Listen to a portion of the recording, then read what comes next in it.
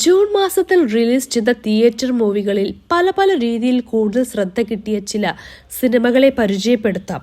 Number 1, little hearts. പ്രേക്ഷകർക്ക് ഉൾക്കൊള്ളാൻ അത്ര എളുപ്പമല്ലാത്ത ഒരു പ്രമേയത്തെ വളരെ ധൈര്യത്തോടു കൂടി തൊട്ട സിനിമയാണ് ലിറ്റിൽ ഹാർട്സ്. വളരെ ആർദ്രവും മനോഹരവുമായ കഥ, അല്ലെങ്കിൽ 3 പ്രണയകഥ എന്നൊക്കെ വേണമെങ്കിൽ പറയാം. അതിലെ ഹോമോസെക്ഷൽ പ്രണയത്തിന് പഠന ക്ലാസ് സ്വഭാവമില്ല, സ്പൂൺ ഫീഡിംഗ് ഇല്ല എന്നതൊക്കെയാണ് സിനിമയുടെ ഏറ്റവും വലിയ ഗുണം. ഒരു ഹൈറേഞ്ച് പ്രദേശം, അവിടുത്തെ പ്ലാന്റേഷൻ ജീവിതം, അവിടെ ജീവിക്കുന്ന സാധാരണ മനുഷ്യർ, അവർക്കിടയിലൂടെയൊക്കെയാണ് കഥ വികസിക്കുന്നത്. ഷേനിന്റെ സിബി, ബാബുരാജിന്റെ അപ്പൻ കഥാപാത്രം, മഹിമ നമ്പ്യാരുടെ ശോശ, ഇവരിലൂടെയൊക്കെയാണ് സിനിമ കടന്നു പോകുന്നത്. വളരെ മനോഹരമായി സ്നേഹം പറയുന്ന സിനിമ എന്ന് വേണമെങ്കിൽ പറയാം. ആൻഡോ ജോസ് പെരേര, എബി ട്രീസപ്പോൾ എന്നിവരാണ് ലിറ്റിൽ ഹാർട്സിന്റെ സംവിധായകർ. സിനിമയ്ക്ക് ഞാൻ കൊടുക്കുന്ന റേറ്റിംഗ് 6.5 ഔട്ട് ഓഫ് 10. നമ്പർ 2, ഗോളം. അധികം വലിച്ചു നീട്ടലുകളില്ലാതെ ചടുലമായി കഥ പറഞ്ഞ സിനിമയാണ് ഗോളം. രഞ്ജിത്ത് സജീവാണ് നായകനായി എത്തിയിരിക്കുന്നത്.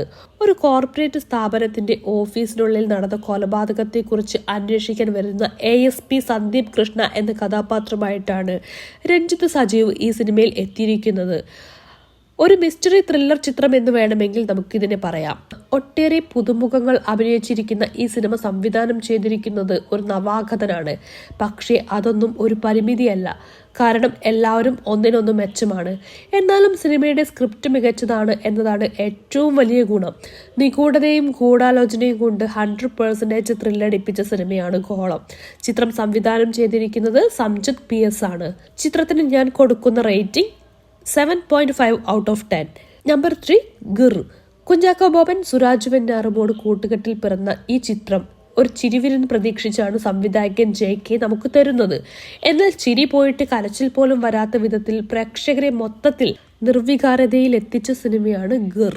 ഒന്നിനും കൊള്ളില്ലാത്ത സിനിമ എന്ന് വേണമെങ്കിൽ ധൈര്യപൂർവ്വം പറയാൻ പറ്റും. സോ കൂടുതൽ അഭിപ്രായങ്ങൾ ഒന്നും തന്നെ പറയാനില്ല.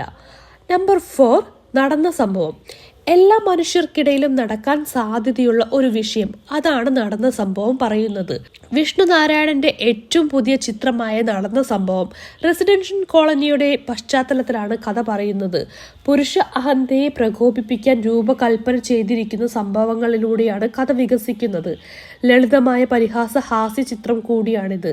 ബിജു മേനോൻ, സുരാജ് വെഞ്ഞാറമൂട് എന്നിവരാണ് കേന്ദ്ര കഥാപാത്രങ്ങളായി എത്തിയിരിക്കുന്നത്. ക്വാളിറ്റിയുള്ള ഒരു ഫാമിലി എന്റർടൈനർ ചിത്രം കൂടിയാണിത്. സിനിമയ്ക്ക് ഞാൻ കൊടുക്കുന്ന rating 6.5 out of 10. Number 5, Ullozhukku. ഉർവശിയെയും പാർവതിയെയും കേന്ദ്ര കഥാപാത്രങ്ങളാക്കി അവരുടെ അസാമാന്യ പ്രകടനം കാണിച്ചുകൊണ്ട് നമ്മളെ ഞെട്ടിച്ച സിനിമയാണ് ഉള്ളൊഴുക്ക്. ക്രിസ്റ്റോ ടോമി സംവിധാനം ചെയ്തിരിക്കുന്ന ഈ സിനിമ സമൂഹത്തിലെ സ്ത്രീ ജീവിതങ്ങളുടെ പരിച്ഛേദമാണ് കാണിക്കുന്നത്.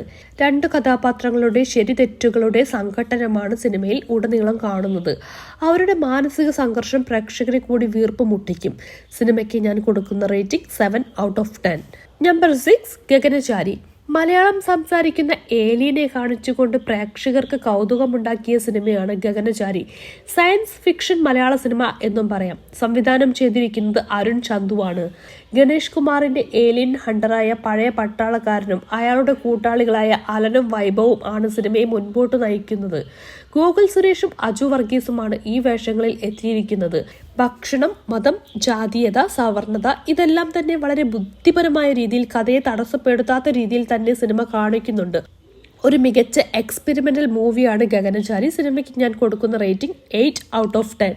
Number 7, paradise. രാമായണത്തെയും ശ്രീലങ്കയുടെ സമകാലിക ജീവിതത്തെയും ഇരയും വേട്ടക്കാരനും തമ്മിലുള്ള ബന്ധത്തെയും ഒക്കെ അടയാളപ്പെടുത്തുന്ന തീർത്തും വ്യത്യസ്തമായ അല്ലെങ്കിൽ അപൂർവമായ പരീക്ഷണമാണ് പാരഡൈസ്. ഒരു സ്ലോ ബേൺ മൂവി എന്നൊക്കെ പറയാൻ പറ്റും. ഒരു ടിപ്പിക്കൽ ഓഫ് ബീറ്റ് സിനിമയുടെ എല്ലാ സ്വഭാവങ്ങളും നിലനിർത്തുന്ന ചിത്രം കൂടിയാണ് പാരഡൈസ്. സിനിമയിലെ കേന്ദ്ര കഥാപാത്രങ്ങളായി എത്തിയിരിക്കുന്നത് റോഷൻ മാത്യുവും ദർശനയുമാണ്. സംവിധാനം ചെയ്തിരിക്കുന്നത് പ്രസ്ന വിത്നാഖെ.